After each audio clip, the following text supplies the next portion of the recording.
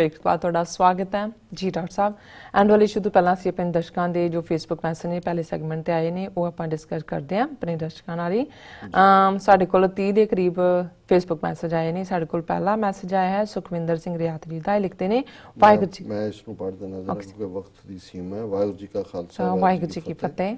Doctor ਸਾਹਿਬ ਤੇ ਭੈਣ ਜੀ, no doubt India under Modi has accelerated downward journey, and if it continues due to economical imbalances is going to disintegrate in several smaller countries। ਇਹ ਬਿਲਕੁਲ ਠੀਕ ਹੈ। ਕਿਸੇ ਵੀ German ਨੂੰ ਤੋੜਨ ਲਈ ਨਾਜ਼ੀ ਹਿਟਲਰ ਚਾਹੀਦਾ ਹੈ ਔਰ ਜਿਹੜੀ ਇਸ ਵੇਲੇ ਪਾਲਾਬੰਦੀ ਹੈ ਜਾਂ ਸਫਬੰਦੀ ਹੈ, ਜਿਵੇਂ ਮੋਦੀ ਜਿਹੜਾ ਜਿਸ ਲਾਈਨ ਦੇ ਉੱਤੇ RSS, ਕਿਉਂਕਿ ਮੋਦੀ ਤਾਂ ਉਹਨਾਂ ਦਾ ਬਲੂ ਆਈਡ ਬॉय ਹੈ, ਕੱਲ ਨੂੰ ਕੋਈ ਹੋਰ ਵੀ ਹੋ ਸਕਦਾ, और ये अल्टीमेटली उस डायरेक्शन च ले जा रहा है जिधर सोवियत यूनियन और यूगोस्लाविया डिसइंटेग्रेट हुए सी। मेरा ख्याल है वक्त की सीमा देखते हैं हुण तुसीं एक गुरसिख वीर जी जिन्हां ने अपना नाम गुप्त रखिया ना करन लई कहा और बड़े सज्जन स्कॉलरली ने, उन्होंने कुछ नुकते क्योंकि वो चाहुंदे ने भी TV 84 ਦੇ ਦਰਸ਼ਕਾਂ ਨਾਲ ਸਾਂਝ ਪਾਉਣ ਕਿ ਕਿਵੇਂ ਜਿਹੜੀ ਡਿਸਕ੍ਰਿਮੀਨੇਸ਼ਨ ਜਾਂ ਅੱਜ ਜਿਵੇਂ ਸਿੱਖਾਂ ਦੀ ਨਸਲਕੁਸ਼ੀ ਤੱਕ ਗੱਲ ਪਹੁੰਚੀ, ਇਹਦਾ ਪਿਛੋਕੜ ਕੀ ਹੈ। 47 ਤੋਂ ਇੱਕਦਮ ਬਾਅਦ ਕਿਵੇਂ ਨਹਿਰੂ ਔਰ ਕਾਂਗਰਸ ਨੇ ਆਪਣੇ ਵਾਅਦੇ ਤੋੜੇ, ਕਿਵੇਂ ਪੰਜਾਬੀ ਸੂਬੇ ਦੇ ਮੋਰਚੇ ਦੌਰਾਨ ਹੋਇਆ, ਪਰ ਉਹ ਇਹਨੂੰ ਲਗਾਤਾਰ ਰੱਖਣਾ ਚਾਹੁੰਦੇ ਨੇ। ਕਿੰਨੇ 9 ਨੁਕਤੇ ਨੇ ਇਸ ਵਾਰ? 12 ਨੁਕਤੇ ਉਹਨਾਂ ਨੇ ਜਿੰਨੇ ਵੀ ਪੜ੍ਹ ਸਕਦੇ ਆ ਫਾਸਟਲੀ ਪੜ੍ਹਦੇ ਹੋ। ਔਰ ਇਹ ਖਾਸ ਤੌਰ ਤੇ ਸਾਡੀ ਉਹ ਯੰਗਰ ਜਨਰੇਸ਼ਨ ਜਿਹੜੀ 84 ਤੋਂ ਬਾਅਦ ਹੈ, ਜਿਨ੍ਹਾਂ ਨੂੰ ਪਤਾ ਨਹੀਂ ਹੈ ਵੀ ਪਹਿਲਾਂ ਵੀ ਇਹ ਜਿਹੜੀ ਡਿਸਕ੍ਰਿਮੀਨੇਸ਼ਨ ਜਾਂ ਸਿੱਖਾਂ ਨੂੰ ਜ਼ਰਾਇਮ ਪੇਸ਼ਾ ਕਬੀਲਾ ਐਲਾਨਣ ਤੋਂ ਬਾਅਦ ਕੀ ਹੋਇਆ, ਉਹਨਾਂ ਦੇ ਲਈ ਬੜਾ ਇੰਪੋਰਟੈਂਟ ਹੈ ਜੀ। ਉਹ ਲਿਖਦੇ ਨੇ ਸਭ ਤੋਂ ਪਹਿਲਾਂ ਉਹਨਾਂ ਦਾ ਨੁਕਤਾ ਹੈਗਾ ਹੈ ਇਹ ਧੋਖਾ ਉਸ ਸਮੇਂ ਦੇ ਪ੍ਰਧਾਨ ਮੰਤਰੀ ਪੰਡਿਤ ਜਵਾਹਰ ਲਾਲ ਨਹਿਰੂ ਵੱਲੋਂ ਆਜ਼ਾਦੀ ਦੇ ਤੁਰੰਤ ਪਿੱਛੋਂ ਦੇਸ਼ ਪਹੁੰਚਣ ਵਾਲੇ ਸਿੱਖਾਂ ਨੂੰ ਜ਼ਰਾਇਮ ਪੇਸ਼ਾ ਖਤਰਨਾਕ ਅਪਰਾਧੀ ਗਰਦਾਨ ਕੇ ਕੀਤਾ ਸੀ, ਜੋ ਸਿੱਖਾਂ ਨੂੰ ਬਦਨਾਮ ਕਰਨ ਦੀ ਇੱਕ ਕੋਝੀ ਚਾਲ ਸੀ। ਉਸ ਸਮੇਂ ਦੇ ਸਿੱਖ ਉੱਚ ਅਧਿਕਾਰੀ ਸਰਦਾਰ ਕਪੂਰ ਸਿੰਘ ਨੇ ਪ੍ਰਧਾਨ ਮੰਤਰੀ ਦੇ ਗੁਪਤ ਆਦੇਸ਼ ਨੂੰ ਨਸ਼ਰ ਕਰਕੇ ਕੀਤਾ ਸੀ। ਦੂਸਰਾ ਉਹਨਾਂ ਦਾ ਨੁਕਤਾ ਹੈ ਇੱਕ ਹੋਰ ਧੋਖਾ ਧਰੋ ਸਿੱਖ ਕੌਮ ਨਾਲ ਦਿੱਤੇ ਵਿਸ਼ਵਾਸ ਨੂੰ ਤੋੜ ਕੇ ਕੀਤਾ ਗਿਆ, ਜਿਸ ਅਨੁਸਾਰ ਸਿੱਖਾਂ ਨੂੰ ਆਜ਼ਾਦ ਭਾਰਤ ਵਿੱਚ ਇੱਕ ਅਜਿਹਾ ਖਿੱਤਾ ਪ੍ਰਦਾਨ ਕਰਨਾ ਸੀ ਜਿੱਥੇ ਸਿੱਖ ਕੌਮ ਆਜ਼ਾਦ ਫਿਜ਼ਾ ਵਿੱਚ ਨਿੱਘ ਮਾਣ ਸਕੇ। ਤੀਸਰਾ ਕਹਿੰਦੇ ਨੇ ਨਹੀਂ ਦਿੱਤਾ, ਇਹ ਨਹੀਂ ਦਿੱਤਾ ਉਹਨਾਂ ਨੇ। ਨਹਿਰੂ ਦਾ ਪ੍ਰੋਮਿਸ ਸੀ ਕਿ ਵੀ as brave Sikhs of Punjab will be given a province in the north so that they may also be able to experience the glow of freedom, ਕਿ ਵੀ ਉਹਨਾਂ ਨੂੰ ਵੀ ਉਹ ਵੀ ਆਜ਼ਾਦੀ ਦਾ ਜਿਹੜੀ ਹੈ ਨਿੱਘ ਮਾਣ ਸਕਣ। ਤੀਸਰਾ ਉਹਨਾਂ ਲਿਖਦੇ ਨੇ ਇੱਕ ਵਿਸ਼ਵਾਸ ਇਹ ਵੀ ਦਿੱਤਾ ਗਿਆ ਸੀ ਕਿ ਹਰ ਕਾਨੂੰਨ ਨੂੰ ਬਣਾਉਣ ਵਾਲਿਆਂ ਸਿੱਖਾਂ ਨੂੰ ਵਿਸ਼ਵਾਸ ਵਿੱਚ ਲਿਆ ਜਾਵੇਗਾ, ਪਰ ਅਜਿਹਾ ਨਾ ਕਰਕੇ ਹਰ ਸਮੇਂ ਸਿੱਖਾਂ ਨੂੰ ਨਜ਼ਰ ਅੰਦਾਜ਼ ਕੀਤਾ ਗਿਆ। ਇਹ 1929 ਚ ਗਾਂਧੀ ਨਹਿਰੂ ਨੇ ਪ੍ਰੋਮਿਸ ਰਾਵੀ ਦੇ ਕੰਢੇ ਬਾਬਾ ਖੜਕ ਸਿੰਘ ਦੇ ਨਾਲ ਕੀਤਾ ਸੀ ਕਿ no constitution in India will be accepted which won't be acceptable to the Sikhs, ਕਿ ਕੋਈ ਐਸਾ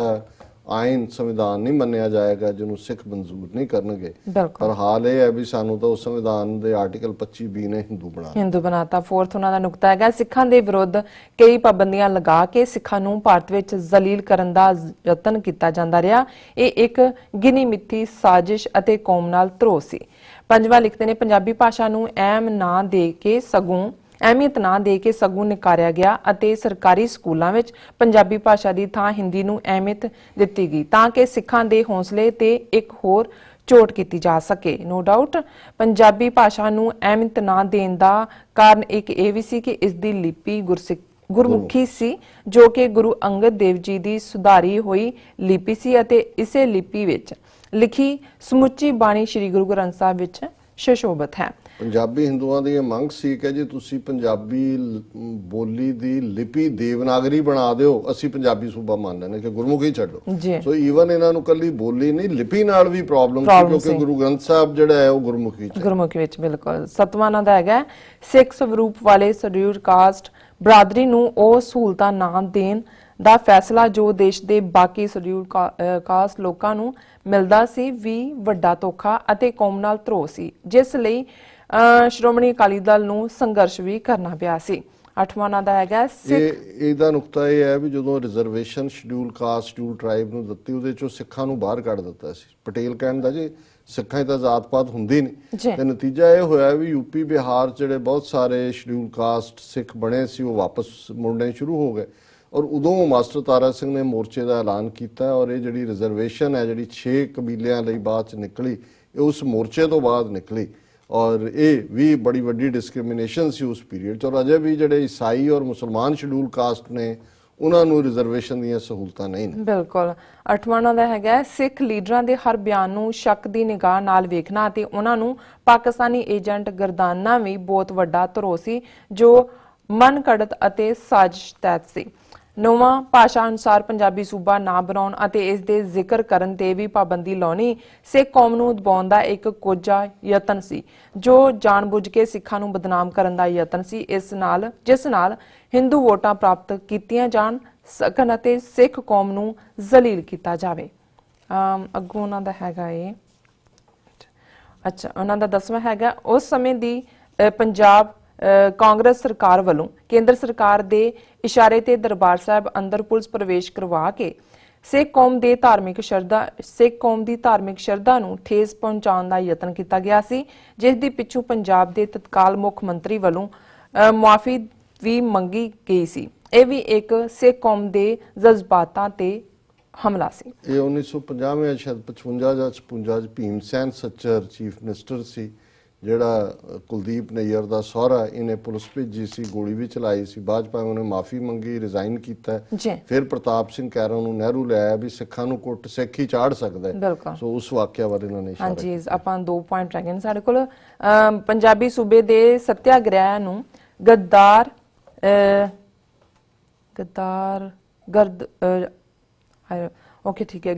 ਅਤੇ ਉਹਨਾਂ ਤੇ ਜ਼ੁਲਮ ਕਰਨੇ ਜਿਨ੍ਹਾਂ ਵਿੱਚ ਮਾੜਾ ਸਲੂਕ ਕਰਨਾ ਮਾੜਾ ਭੋਜਨ ਦੇਣਾ ਵੀ ਇੱਕ ਗਿਣੀ ਮਿੱਥੀ ਸਾਜ਼ਿਸ਼ ਸੀ ਅਤੇ ਕੌਮ ਨੂੰ ਦਬਾਉਣ ਦਾ ਕੋਝਾ ਯਤਨ ਸੀ ਸੌਰੀ ਕਿਉਂਕਿ ਇਹਨਾਂ ਨੇ ਥੋੜਾ ਏਦਾਂ ਬਰੀਕੀ ਨਾਲ ਲਿਖਿਆ ਹੋਇਆ।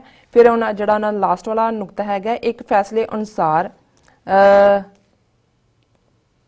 ਸੌਰੀ ਮੈਂ ਨਹੀਂ ਪੜ੍ਹ ਸਕਾਂਗੀ ਆਪਾਂ ਇਹਨੂੰ ਫਿਰ ਡਿਸਕਸ ਕਰ ਲਾਂਗੇ ਕਿਸੇ ਹੋਰ ਦਿਨ। ਹਾਂਜੀ ਹੁਣ ਆਪਾਂ ਜੋ ਅੱਜ ਦਾ ਜੋ ਵਿਚਾਰ ਹੈ ਉਸ ਬਾਰੇ ਆਪਾਂ ਅੱਜ ਦਾ ਵਿਚਾਰ ਬੜਾ ਗੰਭੀਰ ਸੀ ਪਰ ਤੁਸੀਂ ਨੁਕਤਿਆਂ ਤੇ ਜ਼ਿਆਦਾ ਵਕਤ ਲੈ ਲਿਆ ਬਸ ਲਾਸਟ ਵਾਲਾ ਰਹਿ ਗਿਆ ਸੀ ਕਿਉਂਕਿ ਅਕਸਰ ਗੁਰਬਾਣੀ ਦੇ ਵਿਚਾਰ ਕਰਦੇ ਹਾਂ ਅਸੀਂ ਡਿਵਿਨਿਟੀ ਜਾਂ ਰੂਹਾਨੀਅਤ ਨਾਲ ਸੰਬੰਧਿਤ ਹੀ ਜ਼ਿਆਦਾ ਵਿਸ਼ਾ ਹੁੰਦਾ ਹੈ ਜੀ ਪਰ ਗੁਰਬਾਣੀ ਚੋਂ ਜਿਹੜੀ ਸਾਡੀ ਡੇ ਟੂ ਡੇ ਸਮਾਜਿਕ ਜ਼ਿੰਦਗੀ ਦੇ ਵਿੱਚ ਜੇ ਹੁਣ ਪੜ੍ਹ ਅੱਖਰਿਓ ਬੁੱਝੀਏ ਮੂਰਖੇ ਨਾਲ ਨਾ ਲੁੱਝੀਏ ਉਹਨੇ ਬੜੀ ਸਿਆਣੀ ਗੱਲ ਸਾਨੂੰ ਸਮਝਾਈ ਹੈ ਕਿ ਭਾਈ ਮੂਰਖ ਦੇ ਨਾਲ ਡਿਬੇਟ ਡਿਸਕਸ਼ਨ ਨਾਲ ਫਾਇਦਾ ਹੀ ਕੋਈ ਨਹੀਂ ਹੋਣਾ ਬਿਲਕੁਲ ਔਰ ਫਿਰ ਮੂਰਖ ਦੇ ਵਿੱਚ ਕੀ ਹੁੰਦਾ ਹੈ ਤੇ ਕੀ ਮਾਈਨਸ ਹੁੰਦਾ ਹੈ ਮੂਰਖ ਤੇ ਸਿਆਣੇ 'ਚ ਕੀ ਫਰਕ ਹੈ ਸ਼ਲੋਕ ਵਾਰਾਂ ਤੇ ਵਧੇਕ ਦੇ ਵਿੱਚ ਇੱਕ 15ਵਾਂ ਸ਼ਲੋਕ ਗੁਰੂ ਨਾਨਕ ਸਾਹਿਬ ਦਾ ਹੈ ਹਾਲਾਂਕਿ ਇਹੀ ਸ਼ਲੋਕ ਥੋੜੀ ਜਿਹੀ ਤਬਦੀਲੀ ਦੇ ਨਾਲ ਇਹਦੇ 'ਚ ਜਿਹੜਾ ਕੂਪ ਹੈ ਉਹਦੇ 'ਚ ਕੁੱਪ ਹੈ ਔਰ ਇਹ ਸਾਰੰਗੀ ਵਾਰ ਪੌੜੀ ਨੰਬਰ 32 ਦੇ ਵਿੱਚ ਵੀ ਇਹੀ ਸ਼ਲੋਕ ਦਰਜ ਹੈ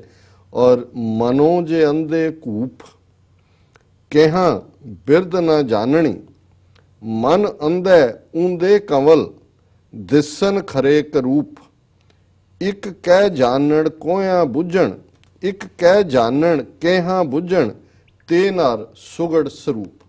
ਉਹਨੇ ਪਹਿਲਾਂ ਮੂਰਖ ਤੇ ਸਿਆਣੇ ਨੂੰ ਪਰਿਭਾਸ਼ਿਤ ਕੀਤਾ ਹੈ ਮਨੋ ਜੇ ਅੰਧੇ ਕੂਪ ਕੋਪਨ ਨੇ ਇਹ ਕਹਿੰਦਾ ਅੰਨਾ ਇਹ ਕਹਿੰਦਾ ਸਿਰੇ ਦਾ ਅੰਨਾ ਕਿ ਜਿਹੜੇ ਮਨ ਕਰਕੇ ਬਿਲਕੁਲ ਅੰਨੇ ਲੋਕ ਨੇ ਕਿਹਾ ਬਿਰਧ ਨਾ ਜਾਣਨੀ ਉਹਨਾਂ ਨੂੰ ਤੁਸੀਂ ਜੋ ਮਰਜ਼ੀ ਸਮਝਾਈ ਜਾਓ ਉਹਨਾਂ ਨੇ ਆਪਣਾ ਬਿਰਧ ਆਪਣਾ ਫਰਜ਼ ਪਛਾਣਨਾ ਹੀ ਨਹੀਂ ਹੈ।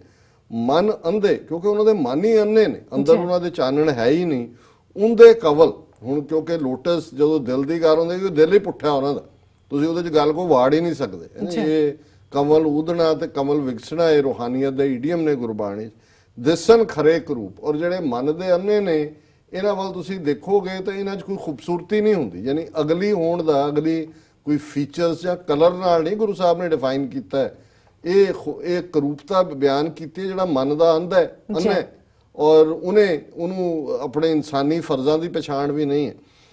ਫਿਰ ਇੱਕ ਕਹਿ ਜਾਣਨ ਕਿਆ ਬੁੱਝਣ ਇੱਕ ਉਹ ਨੇ ਜਿਨ੍ਹਾਂ ਨੂੰ ਜਾਚ ਹੈ ਕਿ ਗੱਲ ਕਿਵੇਂ ਕਹਿਣੀ ਹੈ ਤੇ ਉਹਨਾਂ ਨੂੰ ਕੋਡ ਸੁਣਨ ਦੀ ਸਮਰੱਥਾ ਵੀ ਹੈ ਉਹ ਸੁਣਦੇ ਵੀ ਨੇ ਇੱਕ ਕਹਿ ਜਾਣਨ ਕਿਹਾ ਬੁੱਝਣ ਤੇ ਨਰ ਸੁਗੜ ਸਰੂਪ ਸੁਕੜ ਹੁੰਦਾ ਘੜਿਆ ਹੋਇਆ ਬਹੁਤ ਚੰਗੀ ਤਰ੍ਹਾਂ ਘੜਿਆ ਹੋਇਆ ਸਰੂਪ ਸੋਹਣੇ ਕਿ ਸੋਹਣੇ ਉਹ ਨੇ ਜਿਨ੍ਹਾਂ ਕੋਲ ਗੱਲ ਕਹਿਣ ਦਾ ਅੰਦਾਜ਼ ਵੀ ਹੈ ਤੇ ਉਹਨਾਂ ਕੋਲ ਸੁਣਨ ਦੀ ਹਿੰਮਤ ਵੀ ਹੈ। ਔਰ ਫਿਰ ਇਸੇ ਚ ਅੱਗੇ ਸ਼ਲੋਕ ਕੰਟੀਨਿਊ ਹੈ, ਇੱਕ ਨਾ ਨਾਦ ਨਾ ਵੇਦ ਨਾ ਗੀਹ ਰਸ, ਰਸ ਕਸ ਨਾ ਜਾਣੰਤ, ਇੱਕ ਨਾ ਸਿੱਧ ਨਾ ਬੁੱਧ ਨਾ ਅਕਲ ਸਰ, ਅੱਖਰ ਕਾ ਭਿਓ ਨਾ ਲਹੰਤ, ਨਾਨਕ ਤੇ ਨਰ ਅਸਲ ਖਰ, ਜੇ ਵਿਣ ਗੁਣ ਗਰਬ ਕਰੰਤ।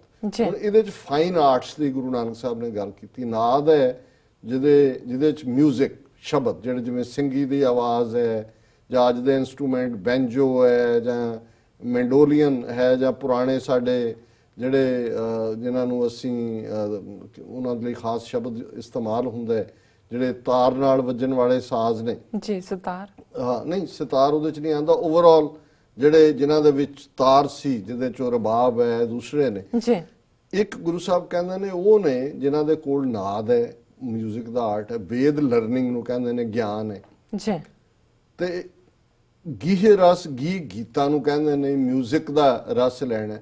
ਔਰ ਉਹ ਡਿਫਰੈਂਸ਼ੀਏਟ ਕਰ ਸਕਦੇ ਨੇ ਰਸ ਔਰ ਕਸ। ਕਸ ਕਸੈਲੇ ਨੂੰ ਕਹਿੰਦੇ ਨੇ, ਕੌੜਾ ਕੀ ਹੈ, ਮਿੱਠਾ ਕੀ ਹੈ, ਠੀਕ ਤੇ ਗਲਤ। ਪਰ ਇੱਕ ਉਹ ਨੇ ਜਿਨ੍ਹਾਂ ਕੋਲ ਨਾ ਨਾਦ ਹੈ, ਨਾ ਉਹਨਾਂ ਕੋਲ ਮਿਊਜ਼ਿਕ ਦੀ ਸੈਂਸ ਹੈ, ਨਾ ਉਹਨਾਂ ਕੋਲ ਲਰਨਿੰਗ ਦੀ ਸੈਂਸ ਹੈ, ਨਾ ਉਹਨਾਂ ਨੂੰ ਗੀਤਾਂ ਦਾ, ਨਾ ਹੀ ਉਹਨਾਂ ਨੂੰ ਰਸ-ਕਸ ਦੇ ਵਿੱਚ ਫਰਕ ਪਤਾ ਹੈ। ਰਸ-ਕਸ ਨਾ ਜਾਣੰਤ, ਇੱਕ ਨਾ ਸਿੱਧ ਨਾ ਬੁੱਧ ਨਾ ਅਕਲ ਸਾਰ। ਸਿੱਧ ਹੈ ਸਪਿਰਿਚੁਅਲੀ ਐਲੀਵੇਟਡ ਨੇ, ਸਿੱਧੀਆਂ ਸਿੱਧ ਜਿਹੜੇ ਨੇ ਉਹ ਉਹਨਾਂ ਦੇ ਅੰਦਰ ਐਨਲਾਈਟਨਡ ਸੋਲ ਹੈ। ਬੁੱਧ ਅਕਲ ਹੈ, ਤੇ ਅਕਲ ਸਰ ਕਿ ਅਕਲ ਨੂੰ ਵੀ ਅੱਗੋਂ ਡਿਫਾਈਨ, ਜਿਵੇਂ ਅਸੀਂ ਬਾਣੀ 'ਚ ਪੜ੍ਹਦੇ ਤਿੱਥੇ ਘੜੀ ਹੈ ਸੁਰਤ ਮਤ ਮਨ ਬੁੱਧ। ਸੋ ਹੈ ਉਹੀ ਇੰਟੈਲੈਕਟ ਦੀ ਗੱਲ ਹੈ। ਪਰ ਇੱਥੇ ਗੁਰੂ ਸਾਹਿਬ ਕਹਿੰਦੇ ਨੇ ਇੱਕ ਉਹ ਨੇ ਜਿਨ੍ਹਾਂ ਨੂੰ ਇੱਕ ਨਾ ਸਿੱਧ ਨਾ ਬੁੱਧ ਨਾ ਅਕਲ ਸਰ। ਅਕਲ ਦੀ ਵੀ ਸਾਰ ਨਹੀਂ ਹੈ, ਅਕਲ ਦੀ ਵੀ ਸਮਝ ਨਹੀਂ ਹੈ। ਅੱਖਰ ਕਾ ਭਿਓ ਨਾ ਲਹੰਤ। ਹੁਣ ਜਦੋਂ ਅਸੀਂ ਅੱਖਰ ਦੀ ਗੱਲ ਐਜੂਕੇਸ਼ਨ ਦੀ ਕਰਦੇ ਹਾਂ, ਭਿਓ ਹੈ ਭੇਦ। ਹੁਣ ਇੱਕ ਹੈ ਵੀ what is in the words, what is unwritten, what is behind the words. ਸਭ ਕੁਝ ਤਾਂ ਲਫ਼ਜ਼ ਨਹੀਂ ਨਾ ਕਹਿੰਦੇ, ਇੱਕ ਲਫ਼ਜ਼ ਕਹਿੰਦੇ ਨੇ, ਇੱਕ ਹੈ ਲਫ਼ਜ਼ ਕੀ ਨਹੀਂ ਕਹਿੰਦੇ, ਵੀ ਵਟ ਹੈਜ਼ ਨਾਟ ਬੀਨ ਸੈਡ। ਇਹ ਹੈ ਅੱਖਰ ਕਾ ਭਿਓ ਨਾ। ਉਹਨਾਂ ਨੇ ਕਿਹਾ ਜੀ ਉਹਨਾਂ ਨੂੰ ਕੋਈ ਸਪਿਰਿਚੁਅਲਿਟੀ ਨਹੀਂ ਹੈ, ਕੋਈ ਇੰਟੈਲੈਕਟ ਨਹੀਂ ਹੈ, ਕੋਈ ਐਜੂਕੇਸ਼ਨ ਨਹੀਂ ਹੈ। ਨਾਨਕ ਤੇ ਨਰ ਅਸਲ ਖਰ। ਗੁਰੂ ਨਾਨਕ ਸਾਹਿਬ ਕਹਿੰਦੇ ਅਸਲੀ ਖੋਤੇ ਉਹ ਨੇ, ਕਿਉਂਕਿ ਇਹ ਕੁਛ ਵੀ ਨਹੀਂ ਹੈ ਤਾਂ ਫਿਰ ਹੈ ਕਿ ਵਿਣ ਗੁਣ ਗਰਬ ਕਰੰਤ, ਕਿ ਪੱਲੇ ਕੁਛ ਨਹੀਂ ਹੈ ਤੇ ਫੂੰ ਫੂੰ ਕਰਦੇ ਹੰਕਾਰੇ ਹੋਏ ਜਿਹੜੇ ਨੇ ਉਹ ਤੁਰੇ ਫਿਰਨਗੇ। ਸਾਡਾ ਵਾਹ ਪੈਂਦਾ ਹੀ ਰਹਿੰਦਾ 30 ਸਾਲ ਤੋਂ, ਬਹੁਤ ਸਾਰੇ ਐਸੇ ਮਹਾਂਪੁਰਖਾਂ ਨਾਲ ਵਾਹ ਪੈਂਦਾ। ਸੋ ਇਹ ਸਰਦਾਰ ਕਪੂਰ ਸਿੰਘ ਹੋਰਾਂ ਦਾ ਵੀ ਬੜਾ ਫੇਵਰੇਟ ਸ਼ਲੋਕ ਸੀ ਤੇ ਮੇਰਾ ਵੀ ਫੇਵਰੇਟ ਹੈ, ਕਿਉਂਕਿ ਜਦੋਂ ਤੁਹਾਡਾ ਵਾਹ ਇਹ ਪੈਂਦਾ ਇਹਨਾਂ ਨਾਲ ਪੈਂਦਾ ਤਾਂ ਫਿਰ ਬੰਦਾ ਕਹਿੰਦਾ ਕਿ ਮਹਾਰਾਜ ਨੇ ਤਾਂ ਕਿਹਾ ਹੋਇਆ ਕਿ ਭਾਈ ਕੋਈ ਗੱਲ ਨਹੀਂ, ਖੋਤਾ ਅਸਲੀ ਉਹ ਨਹੀਂ ਜਿਹੜਾ ਵਿਚਾਰਾ ਭਾਟ ਹੁੰਦਾ। ਨਾਨਕ ਤੇ ਇਹਨਾਂ ਦਾ ਅਸਲ ਖਰ, ਅਸਲੀ ਖੋਤੇ ਇਹ ਨੇ। ਜੀ ਡਾਕਟਰ ਸਾਹਿਬ, ਤੁਹਾਡਾ ਬਹੁਤ ਬਹੁਤ ਸ਼ੁਕਰੀਆ। ਤੁਸੀਂ ਅੱਜ ਦੇ ਅਹਿਮ ਇਸ਼ੂ ਤੇ ਅੱਜ ਦਾ ਵਿਚਾਰ ਸਾਡੇ ਦਰਸ਼ਕਾਂ ਨਾਲ ਸਾਂਝਾ ਕੀਤਾ। ਅਸੀਂ ਆਪਣੀ ਵਿਊਜ਼ ਕੋਲ ਲੈਣੇ ਆ ਇਜਾਜ਼ਤ। ਵਿਊਅਰਸ, ਤੁਹਾਡਾ ਬਹੁਤ ਬਹੁਤ ਸ਼ੁਕਰੀਆ। ਤੁਸੀਂ ਆਪਣੇ ਕੀਮਤੀ ਸਮੇਂ ਵਿੱਚ ਸਮਾਂ ਕੱਢ ਕੇ ਸਾਨੂੰ ਆਪਣੇ ਰਾਏ ਤੇ ਸੁਝਾਅ ਭੇਜੇ ਨੇ, ਤਾਂ ਭੇਜਦੇ ਰਹਿਣਾ ਸਾਡੇ ਇਸ ਪਤੇ ਤੇ sos@tvg4.tv ਤੇ। ਅਸੀਂ ਆਪਣਾ ਪ੍ਰੋਗਰਾਮ ਲੈ ਕੇ ਫਿਰ ਦੁਬਾਰਾ ਹਾਜ਼ਰ ਹੋਵਾਂਗੇ। ਤਦ ਤੱਕ ਲਈ ਮੈਨੂੰ ਤੇ ਆਪਣਾ ਸੁਣਾ ਗਿਆ ਦੋ ਦੇਖਦੇ ਰਹੋ TV4 ਬੁਲਾ ਦਿਓ ਫਤਿਹ। ਵਾਹਿਗੁਰੂ ਜੀ ਕਾ ਖਾਲਸਾ, ਵਾਹਿਗੁਰੂ ਜੀ ਕੀ ਫਤਿਹ।